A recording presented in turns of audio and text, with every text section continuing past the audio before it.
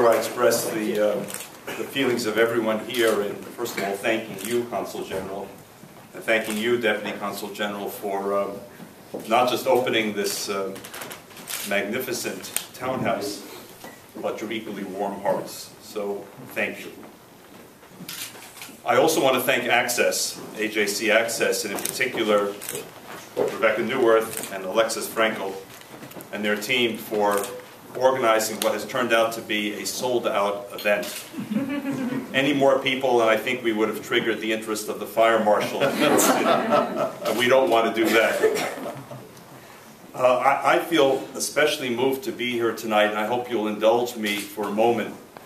Those of you who know the dreidel, the children's toy that is often played with during Hanukkah, know that there are 4 letters, Nes Gadol Hayasham. A great miracle happened there. And I want to talk about a modern-day miracle or two for just a moment. In 1978, exactly 33 years ago, Peter, I celebrated Hanukkah with a group of people who had never before had the opportunity to celebrate Hanukkah openly. In fact, many didn't even really understand the meaning of the holiday because they had been denied access to information about what Hanukkah was. And that Hanukkah celebration was celebrated also on Austrian soil, but not on East 69th Street, but in Vienna. At the time, I was living in Vienna with my to-be wife and to-be mother of the 3 sons that are here tonight. And with us were a group of Soviet Jews who within a matter of days had arrived for the very first time on Western democratic soil. And you should know, by the way, that Austria served as the gateway for literally hundreds and hundreds of thousands, in this case of Jews from the Soviet Union, but also of non-Jews and also of Hungarians and Czechs and others who had fled from behind the Iron Curtain. So I celebrated a modern-day miracle of lighting the candles with people who had never had the privilege before of having their lives illuminated by the candles of Hanukkah. And that was in Austria. Beautiful story, thank you. And for me, it was even more moving because exactly almost to the day 40 years before, in the fall of 1938, my then 18-year-old father was living in Vienna as well.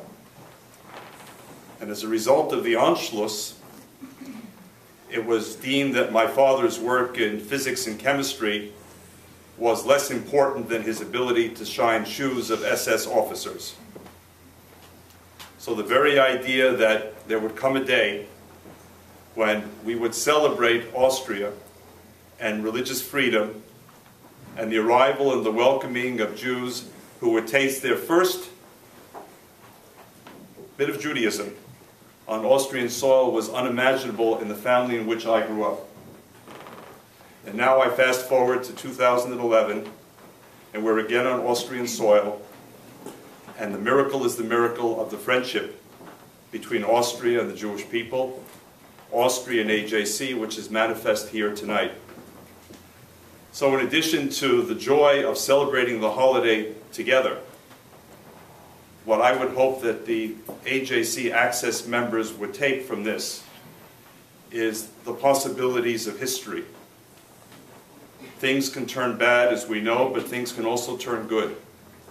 The very idea that Jews from the Soviet Union could find redemption, and that would begin on Austrian soil. The very fact that we can celebrate Hanukkah freely, here and in Israel and in Austria and elsewhere.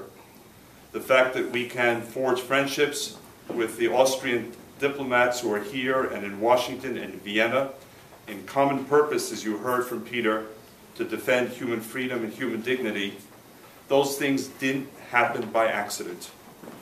Nes Gadol Haya Sham, a great miracle happened there. Nes Gadol Haya Po, a great miracle happened here tonight. Please remember it, please be inspired by it, and please, please, yourselves become authors of history. So the 21st century will have more moments like this and fewer moments like my father encountered on the streets of Vienna in 1938. Hag Sameach.